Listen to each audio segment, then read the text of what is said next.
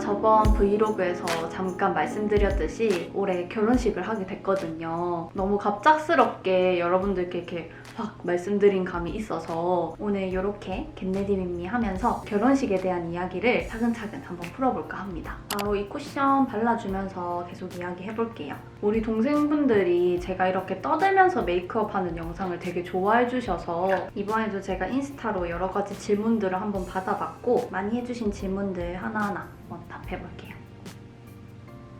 일단 첫 번째로는 제가 결혼을 확정짓게 된 계기, 요거는 저번 브이로그에서 잠깐 설명을 하긴 했거든요. 주된 골자는 저희 할머니께서 아홉수를 꼭 피해라, 올해 결혼을 하라고 신신당부를 해가지고 고민을 하다가 약간 복불복 느낌으로 우리가 가고 싶은 결혼식장이 비어있으면 올해 결혼을 하고 아니면 그냥 여유있게 하자 해서 결혼식장에 찾아가게 됐는데 마침 또 12월 올해 딱 한 자리가 비어있다고 해서 그래 올해 결혼하자 하고 급하게 막 후다닥 결정을 하게 됐어요. 그리고 다음으로 또 되게 많았던 질문은 지금 남자친구를 보고 아, 딱 이 사람이다, 이 사람이 내 결혼 상대다 라고 생각이 드는 순간이 있었는지 이걸 되게 많이 물어봐 주셨거든요. 저희가 지금 동거를 하고 있잖아요. 그래서 그냥 매 순간마다 그런 생각을 하는 것 같아요. 이 사람 아니면 대체 내가 누구랑 결혼을 할까? 이 사람이 내 아이의 아빠면 진짜 정말 좋겠다, 이런 생각도 그냥 매 순간마다 하게 되는 것 같아요.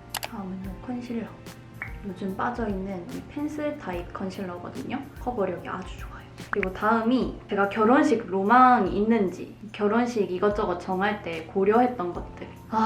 여기서부터는 좀 부정적인 이야기들이 많이 나올 수도 있어요, 여러분. 일단 저희가 스몰 웨딩을 한다고 말씀드렸잖아요. 우리는 진짜 결혼식 하면서 트러블이 없을 줄 알았거든요. 근데 이게 결혼식은 둘만 하는 게 아니잖아요. 외부에서 계속 트러블이 생기더라고요. 일단 저는 결혼식 로망 같은 거는 정말 단 하나도 없었어요. 결혼식에 대해 알아보니까 준비할 게 한두 가지가 아니라 너무 많더라고요. 그래서 결혼식 로망보다는 오히려 그냥 준비 과정이 너무 하기 싫고 귀찮은 쪽에 더 가까웠었거든요. 그래서 이런 저희의 성향 탓에 결혼식을 막 성대하게 크게 하지 말자, 정말 우리를 진심으로 축하해줄 수 있는 소규모의 가족들과 지인들만 모여서 결혼식을 하자 해서 스몰 웨딩을 하기로 결정을 했어요. 저는 웨딩 촬영도 로망이 전혀 없어서 우리 집에서 편안하게 셀프로 웨딩 촬영을 하기로 정했고, 또 드레스 같은 것도 최대한 싼 거, 한 번 쓰는데 뭘 그렇게 몇백만 원씩 쓰냐, 그냥 20-30만 원짜리 저렴한 드레스랑 턱시도 같은 거 빌려서 최대한 예산을 아껴서 하자, 이렇게 결정을 했죠.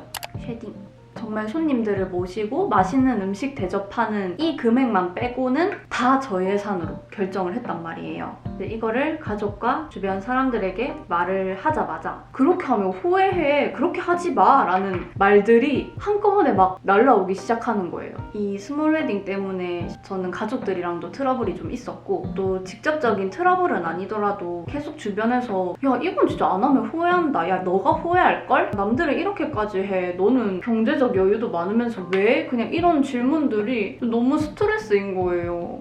오늘 눈화장은 이걸로 해줄게요. 내 결혼식에 내가 제일 행복한 방법으로 결혼식을 만들고 싶었는데 자꾸 주변에서 내 결혼식을 다른 사람들 결혼식이랑 비교하면서 그건 별로다 이런 식으로 하는 게 그냥 좀 납득이 잘 안 가는 거예요. 또 저는 더군다나 내가 정해놓은 일에 남이 자꾸 왈가왈부하고 간섭하는 거 되게 싫어하거든요. 근데 이 결혼식이라는 거는 정말 우리끼리 하는 게 아니라 내가 지금까지 교류해왔던 사람들을 다 초대하는 그런 자리다 보니까 그 사람들도 당연하게 한마디씩 참견을 하게 되는 거예요. 아, 맞다, 오늘 무슨 메이크업 하는지 말을 안 했구나. 오늘은 제가 이 뽀글머리 했을 때 제일 자주 하는 메이크업인데 빈티지한 스타일에도 되게 잘 어울리면서 봄에도 화사하게 데일리 메이크업으로 할 수 있는 그런 메이크업을 해볼게요. 요거랑 요거를 섞어서 이 눈두덩이 중간 음영 해주겠습니다. 뭔가 나에게 자꾸 왈가왈부하는 그 사람들한테 스트레스를 받았다기보다는 결혼식 자체가 누구는 저렇게 했다더라, 누구는 어디에서 했다더라 이렇게 되는 그런 문화랑 이상적인 결혼식이라는 그 정해진 틀에 박힌 문화? 그런 게 조금 스트레스가 좀 생기더라고요. 그래서 결혼식 오래 하겠다고 마음 먹자마자 한동안 스트레스를 너무 많이 받았는데 요즘은 그래도 마음을 딱 다잡고 그래, 내 돈으로 하는 내 결혼식인데 남들 말을 뭘 들을 필요가 있을까 싶어서 나 알아서 할게 하고 커트를 하고 있거든요. 그렇게 하다 보니까 처음에 받던 스트레스 그런 거는 요즘은 거의 없어요. 나 너무 많이 찡찡댄 거 아니야? 근데 우리 동생분들이 제 이야기를 들어주셨으면 좋겠어요. 내가 잘못하고 있는 것도 아닌데 좀 그런 생각이 많이 들더라고요. 삼각존에는 이 컬러 발라줄 건데 빈티지하면서 그윽한 느낌을 내주고 싶어서 여기서부터 이 눈 앞머리까지 쭉 이어서 그윽하게 만들어줄 거예요. 그리고 프로포즈 어떻게 받았냐고 많이 물어봐 주셨는데 저는 프로포즈를 받지 않았어요. 정확히 말하면 제가 프로포즈 하지 말라고 했거든요. 이제 이것도 아까 그 주제에 살짝 포함되는 이야기인데 우리나라에서 그 이상적인 프로포즈 양식이 딱 정해져 있잖아요. 여러분 뭔지 아시죠? 뭔가 프로포즈를 내가 어떻게 받을지 이미 상상이 다 가. 그것도 좀 그렇고 저희가 이미 결혼식장 다 잡고 날짜 다 잡혔는데 결혼하는 거 싹 다 정해놓은 다음에 프로포즈를 받는 게 무슨 의미가 있을까? 그냥 그런 생각이 자꾸 들더라고요. 이 사람에게 나랑 결혼해주세요 하는 그런 프로포즈가 아니라 그냥 우리 결혼식 잡았으니까 프로포즈 해야겠다 이렇게 되는 느낌이라서 프로포즈 진짜 안 해도 되니까 우리 그냥 맛있는 거나 먹으러 가자 이렇게 이야기를 했습니다.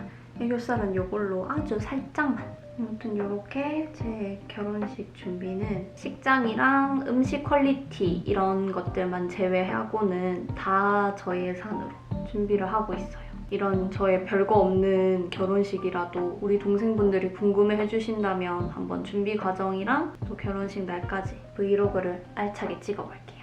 그리고 가족들의 반응. 아마 예상하셨겠지만 저희 올해 결혼해요 이 소식을 알렸을 때 그 누구도 놀라워하지 않았어요.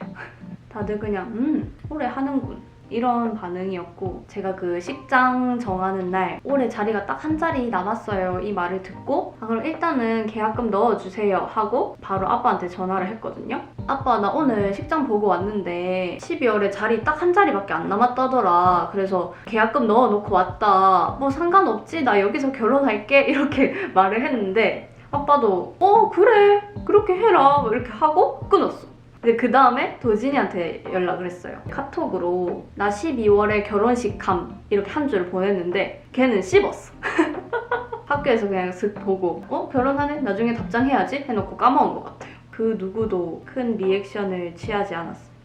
이것도 되게 많이 물어봐 주셨다. 저희 결혼식 하고 나면 신혼집 구하는지 또 도시로 가서 아파트에서 살 계획인지 저는 웬만하면 아이 낳고 나서도 요 전원주택에서 계속 살 예정입니다. 제가 요즘 아동심리 관련 학과를 다니고 있잖아요. 이 공부를 하면서 더 느끼게 되는 거는 코로나가 생기게 되면서 아이들이 바깥에서 많이 뛰어놀지를 못하니까 어렸을 때 아이들이 충분히 경험해야 될 그 환경 자극들을 요즘 아이들은 못 경험하고 있거든요. 그런 것들이 아이들에게 여러 가지 질환으로 나타나기도 하고 저만 해도 어렸을 때 진짜 흙장난 같은 것도 많이 하고 맨날 놀이터 가서 놀고 집 오면 책 읽고 이런 라이프들을 즐겼는데 요즘 아이들은 거의 다 휴대폰 아니면 컴퓨터 이거밖에 없으니까 최대한 이 전원주택에 살면서 집을 활용해서 이 자연적인 좋은 자극들을 아이에게 줘야겠다라는 다짐을 이번에 또 한 번 했거든요. 그래서 그런 이유로 어느 정도 아이가 클 때까지는 아마 이 전원주택에서 계속 살지 않을까 싶어요.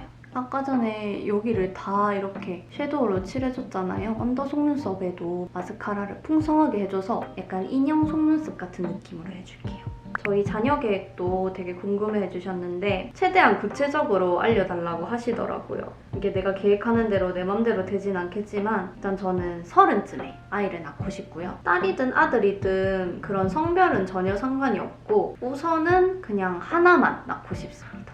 눈썹은 이걸로 해줄게요.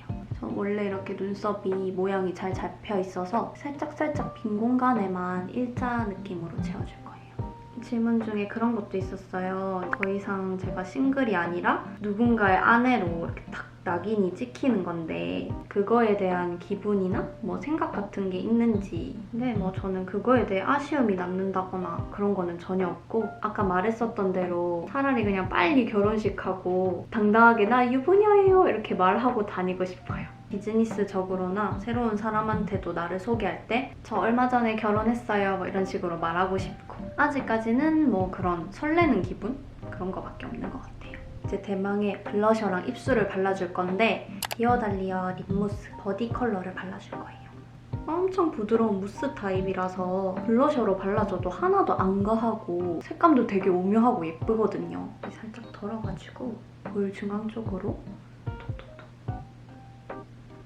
이 디어달리아 브랜드가 전 제품이 다 비건 제품이에요. 요즘 트렌드 따라서 비건 상품들이 되게 많이 나오잖아요. 근데 디어달리아는 그 트렌드 따라가는 게 아니라 론칭할 때부터 쭉 비건 브랜드였다고 해서 더 좋게 마음이 가더라고요.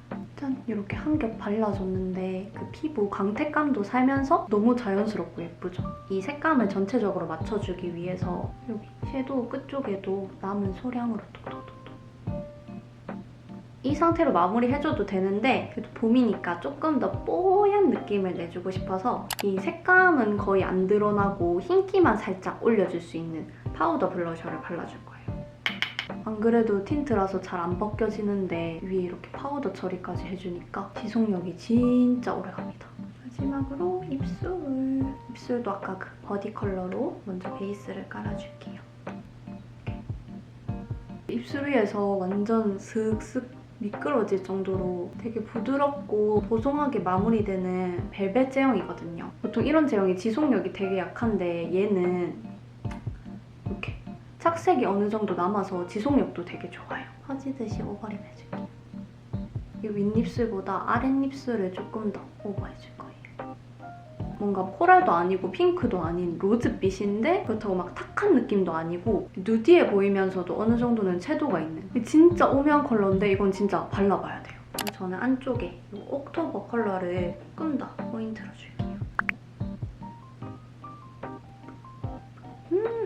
너무 봄봄. 이렇게 하면 조금 더 웜해져서 눈 메이크업이랑도 좀 더 조화가 있어질 것 같아요. 이 디어달리아가 색감 장인 브랜드라서 이런 오묘한 느낌의 컬러 제품들이 되게 많아요. 이번에 올리브영에도 입점을 했다고 하니까 직접 테스트해보시고 구매해보셔도 좋을 것 같아요. 가까이서 보면 이런 느낌. 제가 평소에 쓰던 반짝이 같은 것도 거의 다 덜어내고 렌즈도 회색 렌즈에다가 전체적으로 다 오묘한 컬러들만 써서 이렇게 빈티지한 분위기도 나지만 화사한 봄에도 어울리는 이런 데일리 메이크업을 해봤습니다. 이 메이크업은 사실 이 헤어스타일이 참 중요해요. 위에서부터 이렇게 물결 웨이브를 해줘가지고 분위기 있는 룩으로 만들어줬고 이렇게 예쁘게 꾸미고 오빠랑 같이 오늘 벚꽃을 보러 가기로 했어요. 시험 공부하느라 만개 시기는 좀 지나가지고 벚꽃이 살짝 떨어진 것 같긴 한데 그래도 아직 꽃이 살아있을 때 마지막으로 탁 가서 피크닉 즐기고 돌아오려고 합니다. 이제 옷 갈아입으러 한번 가볼게요. 짠! 오늘의 룩은 이렇게 아이보리색 롱 원피스에다가 이 캐주얼한 트렌치 코트 입어줬어요. 가방은 요거. 아야! 폴뉴아에서 선물해주신 건데 데일리 백으로 아주 잘 메고 있습니다. 짠! 이렇게 데이트하러 한번 가볼게요. 오늘은 내가 운전하는 날. 아, 귀여워. 저 아빠한테 가주려. 거기를 찍는구나. 공제산 근린공원. 와 진짜 얼마만이야? 그러게. 옛날에 나초랑 놀던 그 댕댕이들 아직 있을까? 걔네도 이제 다 나이 들었겠지? 그치 다 늙은이들이지. 출발합시다.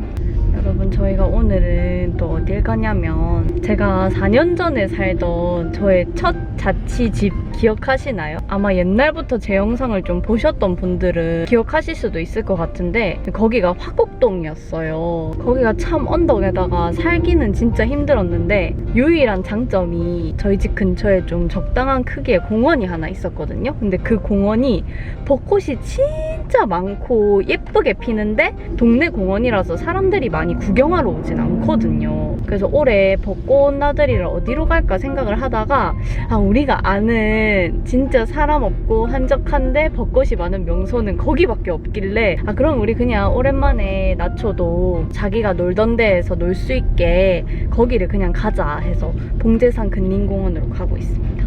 제가 나초를 거기에서 입양을 해왔었거든요. 애기도 진짜 오랜만에 거기 가보는 거예요. 난 나초의 반응이 제일 궁금해. 좋아하지 않을까? 나초 입장에선 고양인데. 기억을 할까? 몇 년 동안 놀던 데인데 기억하지 않을라나? 궁금하다. 나초 드릉드릉 난리 났다. 큰일 났다. 나초 나가고 싶어. 가자.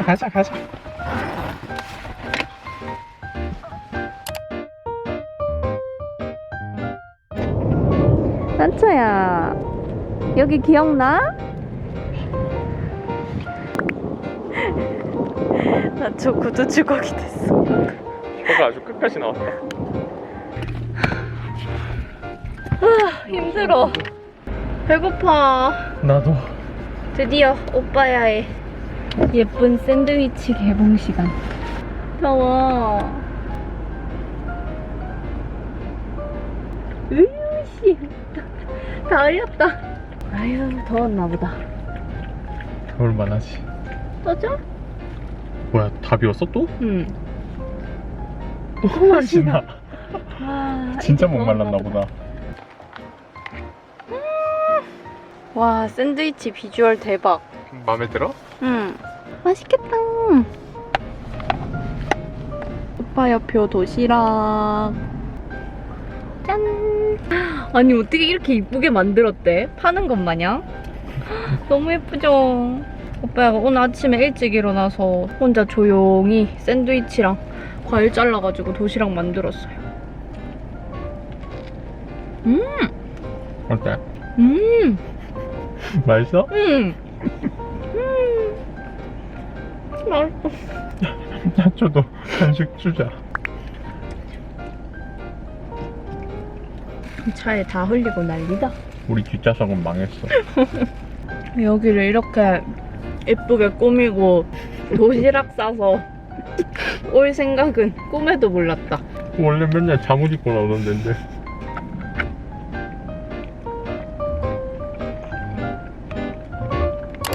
여러분, 이거 저희 집인데 저희 집 앞에 이렇게 큰 벚꽃나무가 있었어요.